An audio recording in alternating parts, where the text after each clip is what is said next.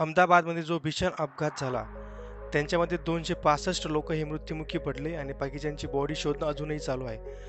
पण त्याच्यामध्ये एक कमाल असा झाला, की या 265 लोकांपैकी एकच व्यक्ती वाचला, तो म्हणजे रमेश विश्वास कुमार. रमेश विश्वास कुमारचं नशीब हे खूप जोरावर असल्यामुळे आणि त्याने 11A सीट ते एमर्जन्सी एक्झिस्ट जवळ असल्यामुळे त्याने त्या गोष्टीचा फायदा घेतला आणि तिथून तो पटकन बाहेर पडाला. त्याची खरंच हिंमत मानावी लागेल, की या भीषण अपघातामध्ये त्याने बाहेर उडी मारली एमर्जन्सी एक्झिट जवळून. ॲक्च्युअली त्याचा भाऊही 11J जवळ बसला होता, 11J सीट जवळ आणि त्याचं अजून इन्व्हेस्टिगेशन चालू आहे, पण त्याची अजून बॉडी मिळालेली नाही आहे. जेव्हा नशीब साथ देतं ना, तेव्हा आपल्यावर कितीही संकट येऊ द्या, ते त्याच्यावर मात करूनच जातं. एक म्हण आहे ना, की देव तारी त्याला कोण मारी. ही गोष्ट खरंच अप्लिकेबल आहे रमेश विश्वास कुमारला. ही जी पण काही घटना घडली, ही खूपच दुःखदायक आणि संवेदनशील आहे आणि आपण म्हणतो ना, ज्याचा जवळचा व्यक्ती जातो, त्यालाच त्याचं दुःख कळतं.